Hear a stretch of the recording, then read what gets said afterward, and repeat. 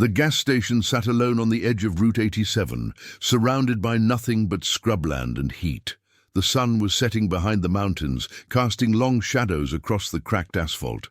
A single motorcycle idled near Pump 3, a Harley-Davidson with worn leather saddlebags and a faded American flag patch on the seat. The rider, a man in his late 50s with greying hair pulled back in a ponytail, was replacing the nozzle when he heard the safety click off behind him. "Turn around. Slowly." The voice was young, female. Trembling with something between rage and tears, he raised his hands and turned. The woman holding the gun couldn't have been more than 25. Her dark hair was pulled into a messy bun, her jeans torn at the knees, her hands shaking so badly the barrel wavered in the air between them. But her eyes, those eyes, stopped him cold, deep brown with flecks of amber. Eyes he'd seen before, in another life. "Why did you abandon me as a child?" she asked, her voice breaking on the last word. The man didn't move, didn't speak. The wind carried dust across the lot, and somewhere in the distance a crow called out. After a long moment, he lowered his hands slowly and said just one word. "Natalie, if you're watching, hit that subscribe button. This story only gets deeper from here." Marcus Wraith Sullivan had spent 23 years trying to forget that name. Natalie.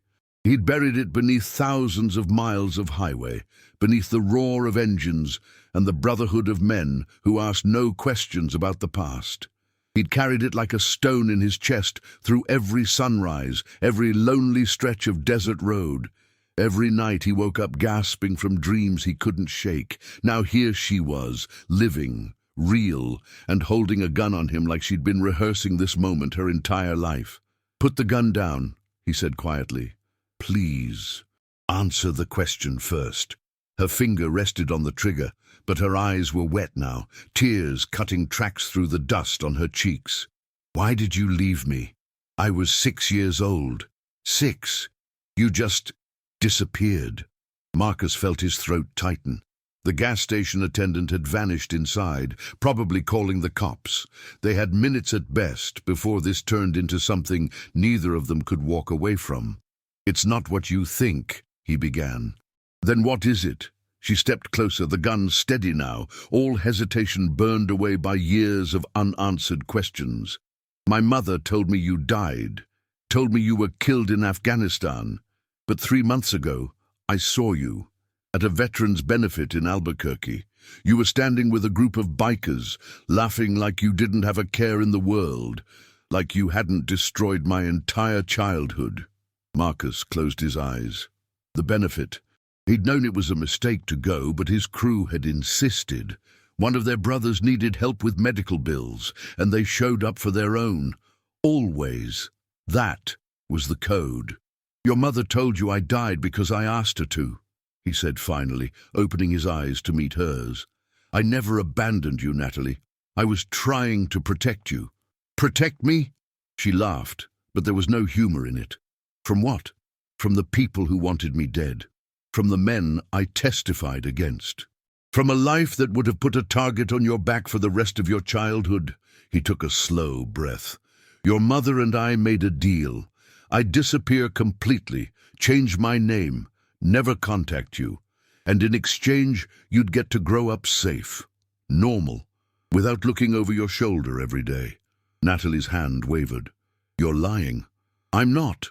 Marcus reached slowly into his jacket pocket. "Don't shoot. I'm just getting something." He pulled out a weathered photograph, folded into quarters and worn soft at the edges. He held it out. After a moment's hesitation, Natalie snatched it with her free hand, the gun still trained on his chest. The photo showed a little girl on a swing set, her hair in pigtails, her smile missing 2 front teeth. Behind her stood a younger Marcus, pushing the swing, his face split in a grin. "I took this the day before I left," he said. "I've carried it every day since. Every single day, Natalie. You were never abandoned. You were always loved." She stared at the photo, and her hand began to shake again, but differently this time. The gun lowered slightly. "My mother never told me any of this," she whispered. "She was protecting you too. We both were. Marcus stepped forward carefully. I know you've got questions. I know you've got rage. And you've got every right to both. But this parking lot, with that gun in your hand, isn't the place to work through it. Then where? Her voice cracked. Where do I go with 23 years of thinking my father didn't love me? Marcus gestured to his motorcycle. There's a diner 15 miles north called the Silver Spur. Meet me there in 20 minutes. I'll tell you everything. No lies, no secrets, just the truth. Natalie looked at the gun in her hand, like she was seeing it for the first time.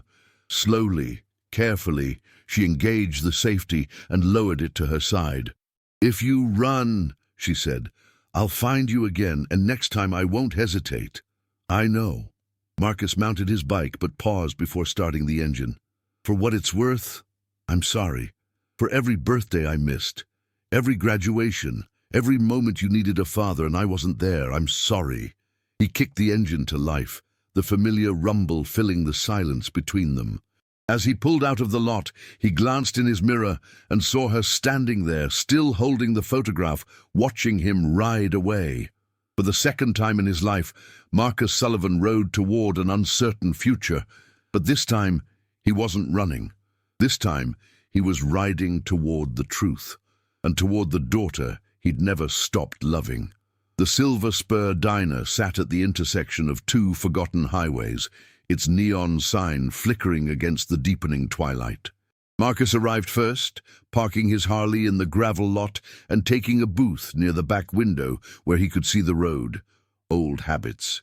23 years out, and he still sat with his back to the wall, still tracked every vehicle that passed. The waitress, 60s, grey hair in a tight bun, name tag reading Dolores, poured coffee without asking.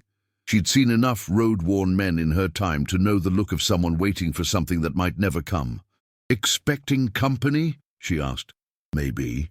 Well, the pie's fresh if she shows up. Peach. Made it this morning. Dolores winked and walked away, leaving Marcus alone with his thoughts and the bitter black coffee. 15 minutes passed. Then 20. Marcus checked his watch and felt the familiar weight of disappointment settling in. Maybe she'd changed her mind. Maybe seeing him had been enough, and now she'd go back to whatever life she'd built without him. Maybe that was for the best. Then headlights swept across the window, and an old Honda Civic pulled into the lot. Natalie sat in the driver's seat for a long moment before cutting the engine. Marcus watched her through the glass, watched her grip the steering wheel, watched her take several deep breaths, watched her steel herself for whatever came next. When she finally walked through the door, she'd changed clothes. The torn jeans were replaced with clean denim, the anger in her eyes replaced with something harder to read. Caution maybe, or exhaustion. She slid into the booth across from him. You came, Marcus said. I almost didn't. Natalie folded her hands on the table. I sat in that gas station parking lot for 10 minutes after you left, trying to figure out if I was crazy for believing you, or crazier for wanting to. Dolores appeared with another cup of coffee. Peach pie, honey? No, thank you. Suit yourself.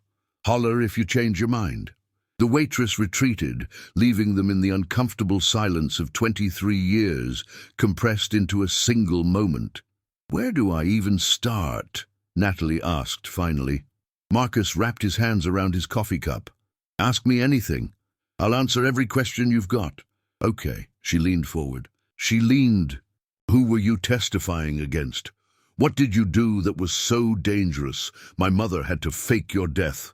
Marcus had known this question was coming, but it still hit him like a fist to the chest. He took a long breath. I was Army, military intelligence.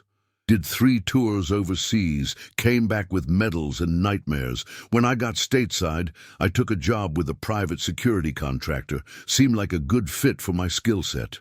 He paused, choosing his words carefully. Turned out they weren't securing anything legal.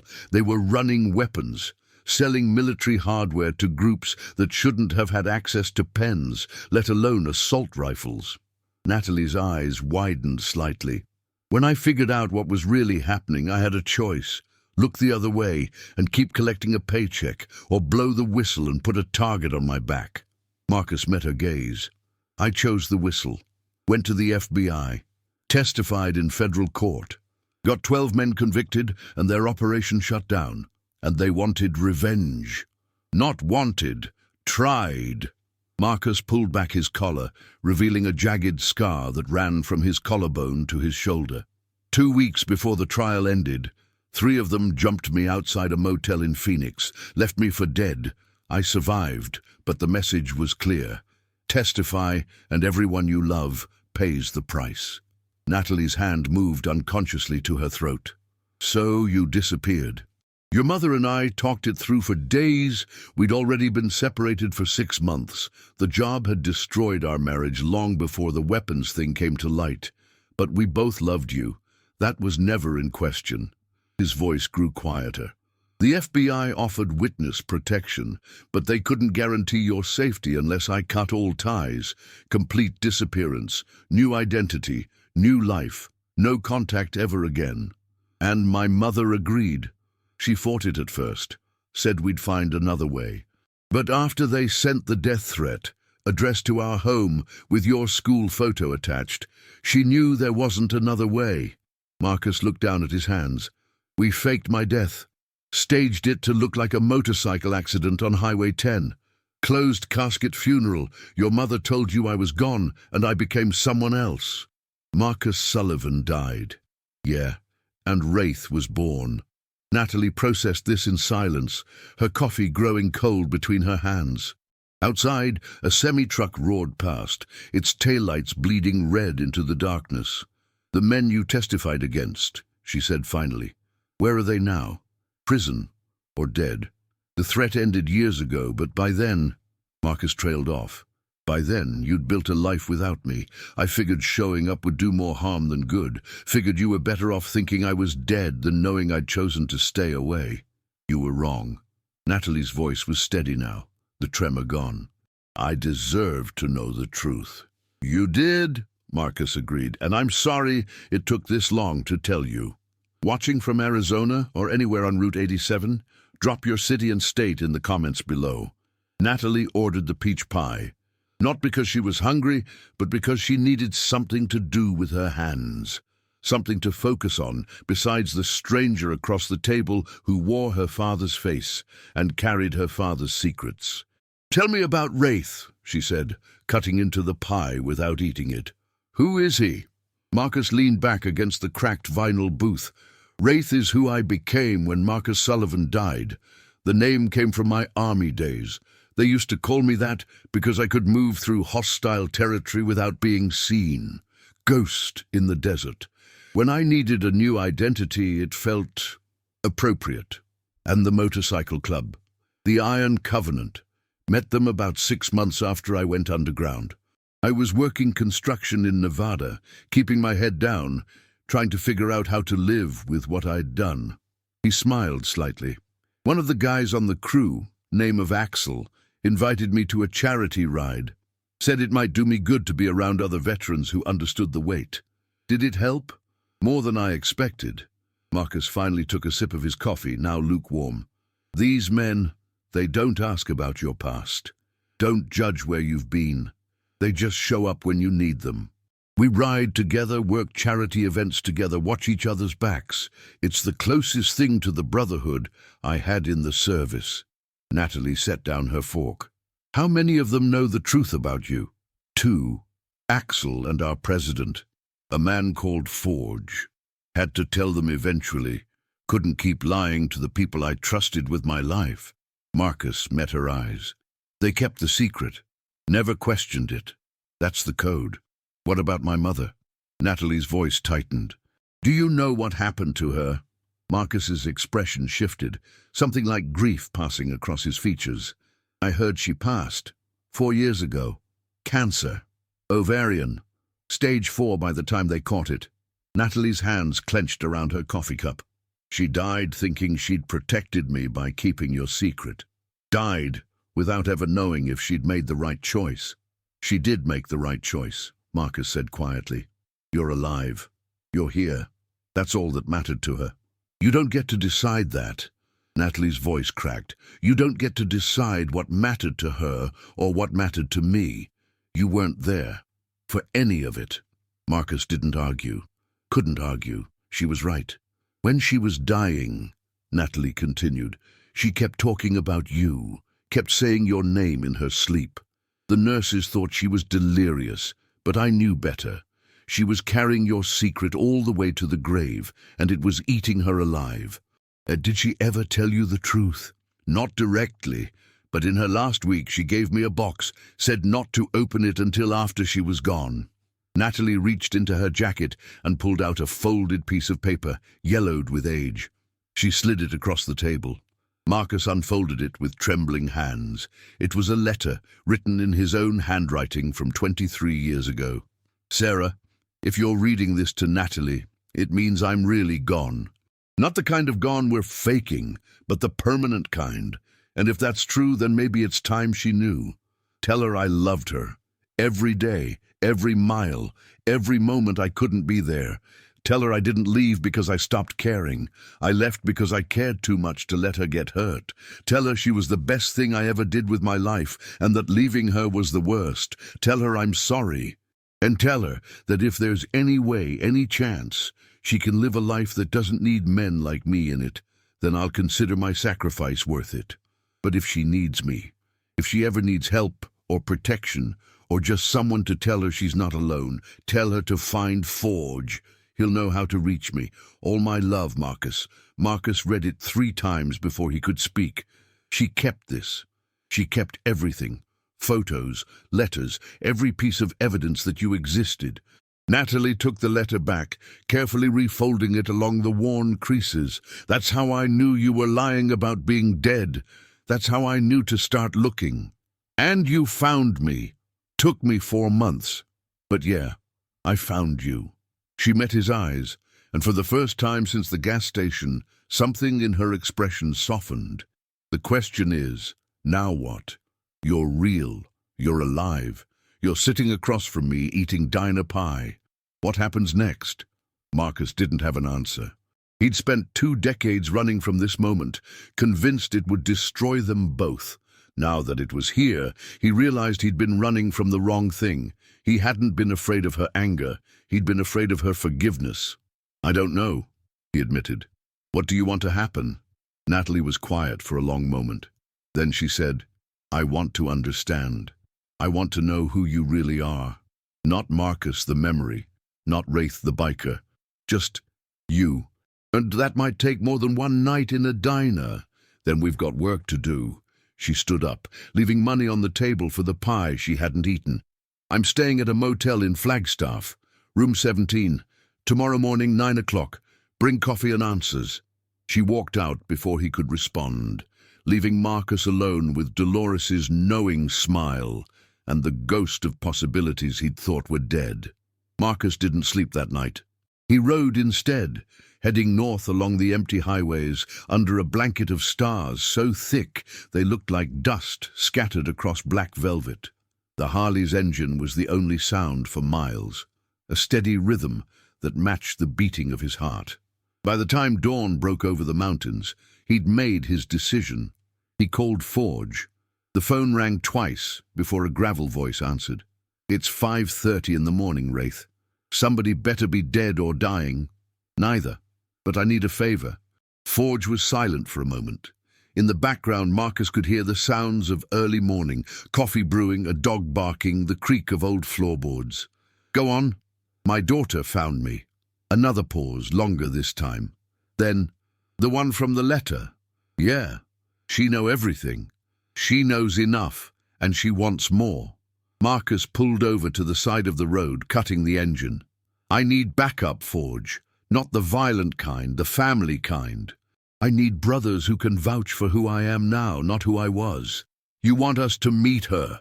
I want her to see that the last 23 years weren't wasted. That Marcus Sullivan died, but something good came out of it. Marcus watched the sun creep over the horizon, painting the desert in shades of gold and amber. She needs to see the covenant, needs to understand what we stand for. Forge didn't hesitate. Where and when? Flagstaff, tonight. There's a place called Renegade's Bar on the east side of town, private backroom. Can you get the crew there by 8? I can get them there by 7.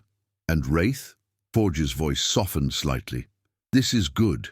It's time you stopped running from your past. I know. And if she needs anything, anything at all, the Covenant's got her back. Blood or not, she's family now. Marcus felt his throat tighten. Thanks, brother. Don't thank me. Just show up. At 9 o'clock sharp, Marcus knocked on the door of room 17 at the Desert Rose Motel. Natalie answered in jeans and a faded university sweatshirt, her hair still damp from the shower. You brought coffee, she observed. 2 cups. Black. Wasn't sure how you take it. Black's fine. She took one of the cups and stepped aside to let him in. The room was small but clean. A bed, a desk, a TV that probably hadn't been replaced since the 90s. Natalie's laptop sat open on the desk, multiple browser windows visible on the screen. You've been researching, Marcus said, all night. Found your trial transcripts, found news articles about the weapons trafficking case, found your obituary. She set the coffee down. Even found a few photos of the Iron Covenant at charity events. And you weren't lying about any of it. Natalie crossed her arms. Which somehow makes this harder. If you'd been lying, I could just hate you and move on. But you actually did sacrifice everything to keep me safe. That doesn't erase the cost. No, it doesn't. She sat on the edge of the bed. So now I'm stuck with 2 competing truths. You abandoned me because you loved me, and that abandonment still hurt like hell. Marcus sat in the desk chair, giving her space. Both things can be true at once. I know. That's the problem. Natalie picked up her coffee, wrapping both hands around the cup. Tell me about the Covenant, not the PR version, the real version. The real version is messier, Marcus admitted. We're veterans, mostly. Combat guys who came home and didn't know how to fit back into civilian life. Some of us have PTSD. Some have addiction histories. Some are just broken in ways that don't have names. He paused. But we show up for each other. When Axel's kid got sick, we raised $40,000 in 2 weeks. When Forge's house burned down, we rebuilt it in a month. When I needed a new identity and a reason to keep breathing, they gave me both. And they know about me now. As of about 3 hours ago, yeah.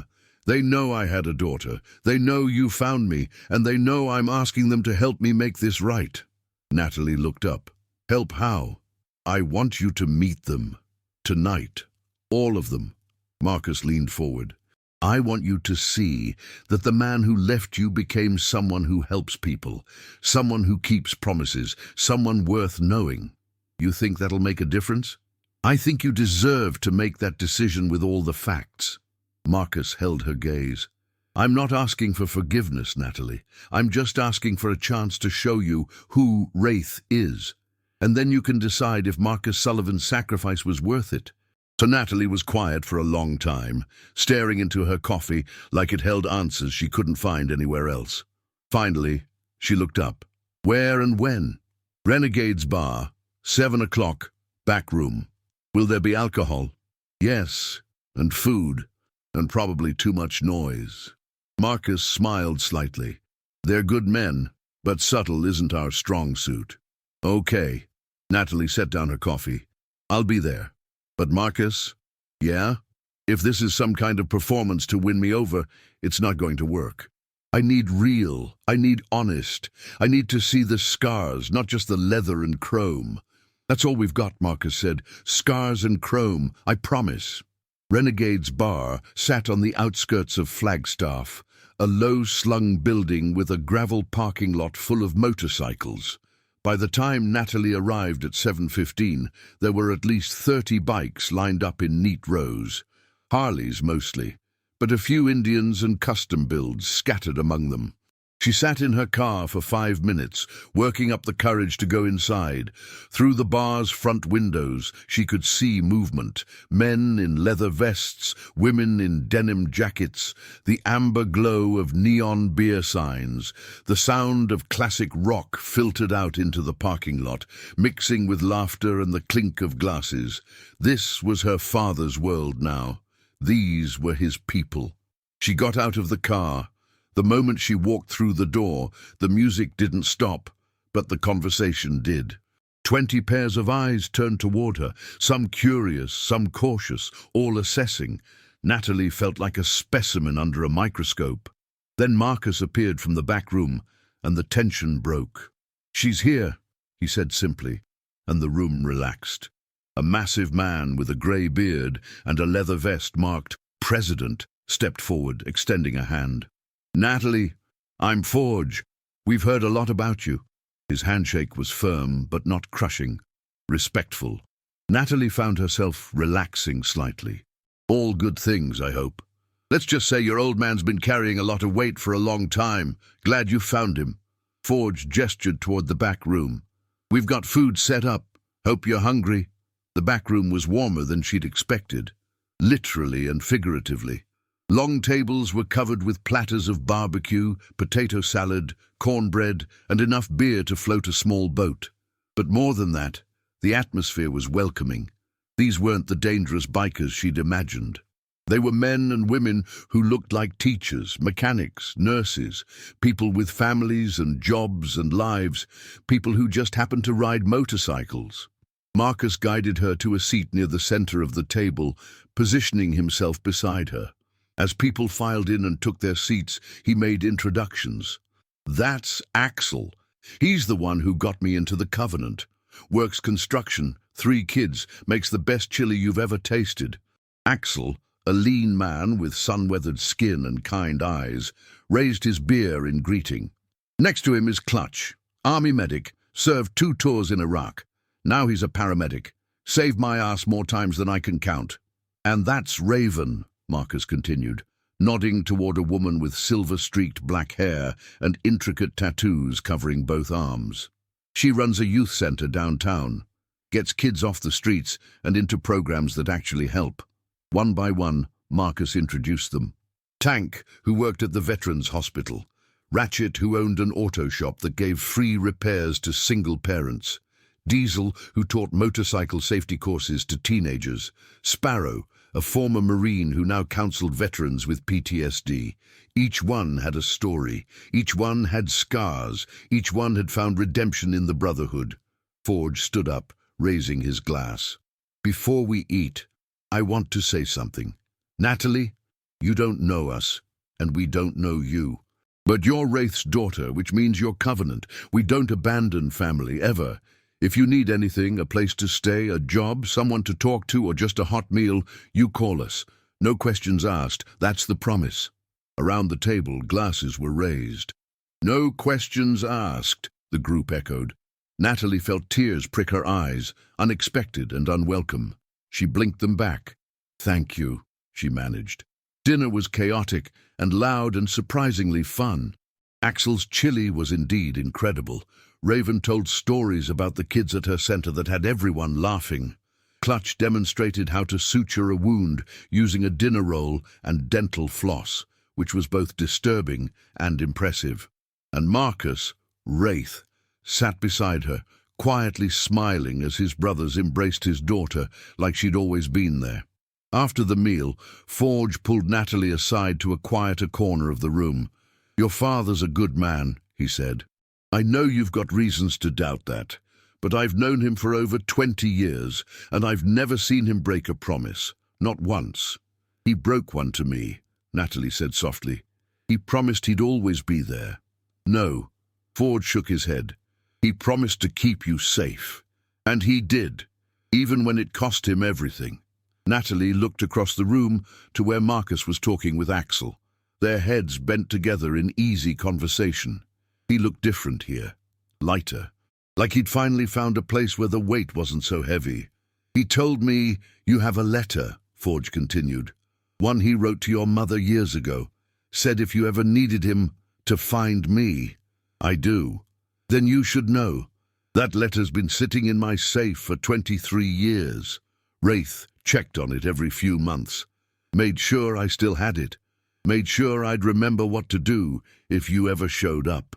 Forge met her eyes. "He never stopped being your father, Natalie. He just had to do it from a distance." Natalie felt something crack inside her chest, not breaking, but opening. Like a door she'd kept locked for years, suddenly admitting light. I don't know if I can forgive him, she admitted. That's fair, but maybe you can give him a chance to earn it. Forge squeezed her shoulder gently. And while you're deciding, know that the Covenant's got your back. Whatever you need. Why? Natalie asked. You don't even know me. Forge smiled. You showed up at a gas station with a gun and didn't pull the trigger. That takes more courage than most people have, and courage is something we respect. If this story's hitting different, hit that like button and let us know you're watching. 3 days later, Natalie found herself standing in the parking lot of an AutoZone, staring at a motorcycle helmet in her hands.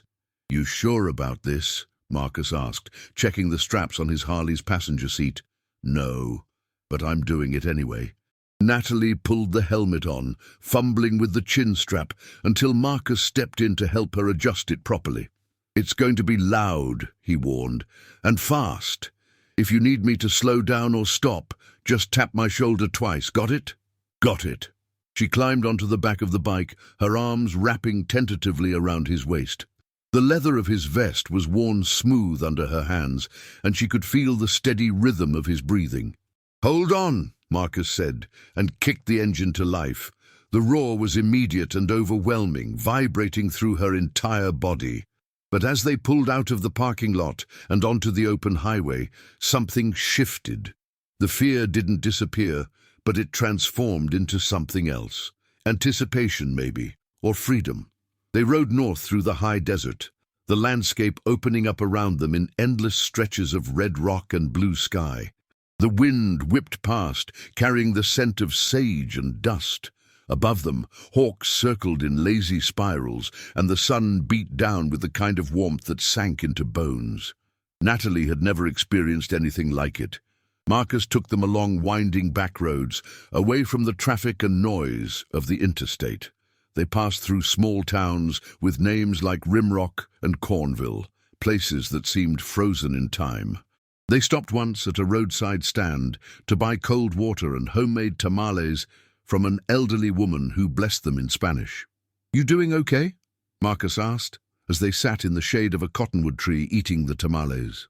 Yeah, actually. Natalie pulled off her helmet, her hair wild from the wind. I didn't expect to like it this much. The ride has a way of clearing your head, making everything else feel smaller. Marcus finished his tamale and leaned back against the tree. When things got bad, when the nightmares were too loud or the guilt too heavy, I'd just ride. Sometimes for hours, sometimes for days. The road doesn't judge. It just exists. Is that why you joined the Covenant? For the rides? Partly, but mostly for the purpose. Marcus watched a hawk land in a nearby tree, its eyes sharp and focused. After I left you and your mother, I didn't have a reason to get up in the morning. The testimony was done. The threat was neutralized. I was just existing. The Covenant gave me something to believe in again, gave me a family when I'd lost mine. Natalie was quiet for a moment, processing. Then she said, Tell me about the first time you helped someone. As Wraith, I mean, not as Marcus. Marcus smiled slightly. About 6 months after I joined, we got a call from Raven. She'd been working with a kid, 16 years old. Father was abusive. Mother had left years before. Kid was living out of his car, trying to finish high school while working nights at a gas station. Raven asked if we could help. What did you do? We showed up, 30 of us, on a Saturday morning. Fixed his car. Transmission was shot. Got him an apartment through a friend who owned rental properties. Set him up with job interviews. Made sure he had groceries and school supplies. Marcus's voice grew quieter. The kid broke down crying. Said nobody had ever cared whether he lived or died. And now, he's a teacher, 3rd grade, still rides with us sometimes during charity events. Marcus met Natalie's eyes. That's what the Covenant does. We find people who've been forgotten or abandoned, and we show up. Every time. Natalie felt something shift inside her, a understanding clicking into place. You were that kid. After you left us. Nobody cared if you lived or died. Not until the Covenant. Marcus stood up, offering her his hand. Come on. There's something I want to show you. They rode for another hour, climbing higher into the mountains until they reached an overlook that stretched for miles. Marcus parked the bike and led Natalie to the edge, where the world seemed to drop away into endless sky. "This is where I come when I need to remember why I'm still here," he said. "Why the sacrifice mattered." Natalie looked out over the landscape. The valleys and canyons, the distant mountains touched with snow, the ribbon of highway cutting through it all like a promise. "It's beautiful." "Yeah." Marcus was quiet for a moment. Then he said, "I know I can't give you back the years we lost, can't undo the pain or fix what's broken. But I can give you this. The road, the brotherhood, the freedom to choose who you want to be, not who you were born to be." Natalie turned to look at him, really look at him, and saw not her father, but a man who had survived impossible choices and come out the other side still trying to do good. "I'm not ready to forgive you yet," she said, "but I think I'm ready to try." Marcus exhaled slowly, like he'd been holding his breath for 23 years. "That's more than I deserve." "Maybe, but it's what I'm offering." Natalie held out her hand. "So let's start over. Hi. I'm Natalie Sullivan. Nice to meet you." Marcus took her hand, his grip firm and warm. "I'm Wraith, but you can call me Dad." For the first time in 2 decades, those words didn't feel like a lie. 6 months later, Natalie stood in the parking lot of Raven's Youth Center, watching as 30 motorcycles rumbled to a stop in formation. The Iron Covenant had arrived for their monthly volunteer day, and this time Natalie was part of the crew. She'd traded her Honda Civic for a used Yamaha cruiser. Nothing fancy, but reliable and hers. Marcus had taught her to ride, spending patient hours in empty parking lots until she could handle the bike with confidence. Now she wore her own leather vest, the back marked not with the Covenant patch, but with her own design, a phoenix rising from flames. "New beginning," she'd explained to Marcus when she showed him. "Not erasing the past, just building something different from the ashes." He'd smiled and said it was perfect. Today's volunteer work involved renovating one of the center's classrooms. New paint, new furniture, new hope for the kids who'd spend their afternoons there learning music and art instead of getting into trouble on the streets. Natalie found herself working alongside Raven, painting a mural on the back wall. Abstract shapes in blues and golds, representing dreams and possibilities. "You've got a good eye," Raven said, stepping back to assess their work. "Ever think about doing this professionally?" "I'm a paralegal, actually. Work for a firm in Phoenix." Natalie dipped her brush in the gold paint. "But I've been thinking about going back to school, maybe art therapy. Something where I can help people." "Like father, like daughter." Raven smiled. "Wraith would be proud." "He already is. Won't shut up about it." But Natalie was smiling too. Across the room, Marcus was building bookshelves with Axel and Forge, the 3 of them working in the easy rhythm of men who'd done this 100 times before. Every few minutes, he'd glance over at Natalie, and she'd catch his eye and wave. Small moments, ordinary moments. The kind they'd missed for 23 years, but they were building new ones now. During lunch break, the crew gathered in the center's courtyard, sharing pizza and stories. One of Raven's kids, a 14-year-old named Carlos, sat next to Marcus, asking questions about his Harley. "How fast does it go?" "Fast enough to get me in trouble." Marcus grinned. "But speed isn't the point. The point is freedom. Going where you want, when you want, with people you trust." "Could I learn?" Carlos asked hesitantly. "To ride, I mean. When you're 16 and you've got your parents' permission, I'll teach you myself." Marcus clapped the kid on the shoulder. "Deal, deal." Natalie watched the exchange and felt her chest tighten, but not with pain this time, with something warmer. Pride, maybe, or hope. After lunch, Forge pulled her aside. "Got something for you," he said, handing her a small leather pouch. Inside was a patch, the Iron Covenant symbol, a circle of chain links surrounding a clenched fist holding a wrench. "You've been riding with us for 6 months now," Forge said. "You've shown up every time we've needed help. You've kept the code, and you've proven you understand what brotherhood means." He gestured to the patch. "If you want it, you've earned your place in the Covenant, not as Wraith's daughter, as Natalie, as family." Natalie stared at the patch, her throat tight. She'd spent her entire childhood feeling abandoned, feeling like she didn't belong anywhere, and now, in the most unexpected way, she'd found a family that chose her, not because of blood, but because of who she'd become. "I want it," she managed. Forge smiled. "Then welcome home." That evening, as the sun set and the crew prepared to ride back to their respective homes, Marcus found Natalie sitting on the hood of her car, staring at the Covenant patch in her hands. "Big day," he said, leaning against the car beside her. "Yeah." Natalie looked up at him. "Can I ask you something?" "Anything." "Do you regret it, leaving? If you could go back and make a different choice, would you?" Marcus was quiet for a long moment, weighing the question with the seriousness it deserved. "I regret the pain it caused you," he said finally. "I regret every birthday I missed, every moment I wasn't there when you needed me. But do I regret keeping you safe?" He shook his head. "No. I'd make the same choice again, because you're here, you're alive. You're building a life that's yours, not defined by my mistakes or my enemies. Even if it meant losing everything?" "Even then." Marcus met her eyes. "That's what love is, Natalie. It's choosing someone else's safety over your own happiness. It's carrying the weight so they don't have to." Natalie nodded slowly, then she held up the patch.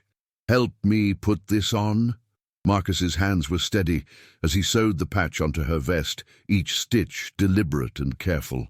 When he finished, he stepped back to admire the work. "Looks good on you." "Thanks, Dad." The words still felt new in her mouth, like a language she was relearning after years of silence. But it was getting easier, more natural, more true. They mounted their bikes side by side, engines rumbling in harmony. Around them, the rest of the Covenant fired up their motorcycles, the collective roar echoing across the parking lot. Marcus looked over at Natalie, and she looked back. No words needed, just understanding. He'd kept his promise, not the one he'd made 23 years ago to always be there, that one had been broken out of necessity, but the deeper promise, the one that mattered most, to keep her safe, to love her from a distance and to be ready when she needed him. And she'd kept her promise too, to give him a chance to see who he'd become and to build something new from the wreckage of the past. They rode into the sunset together, father and daughter, wrapped in leather and chrome, and the hard-won grace of second chances. The road stretched out before them, endless and free, and for the first time in decades, neither of them was running from anything. They were riding toward home. Thanks for watching this journey unfold. If stories like this resonate with you, hit that subscribe button and join the family. We'll see you on the next ride.